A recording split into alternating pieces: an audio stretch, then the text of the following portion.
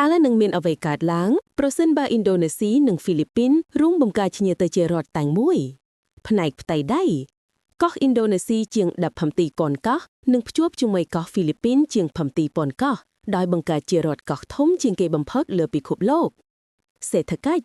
ធនធានធម្មជាតិដ៏វាលធំរបស់ឥណ្ឌូនេស៊ីបូករួមជាមួយវិស័យសេវាកម្មកំពុងរីកចម្រើនរបស់ហ្វីលីពីននិងបង្កើតអំណាចសេដ្ឋកិច្ចដ៏ធំមួយមានប្រជាជនជាង400 លាននាក់យោធាពួកគេនឹងគ្រប់គ្រងផ្លូវទឹក South China Sea និងផ្លូវពាណិជ្ជកម្មមហាសមុទ្រ Pacific ហើយមានទ័ពជើងទឹកនិងទ័ពអាកាសរួមធំស្ទឹងអស្ចារ្យ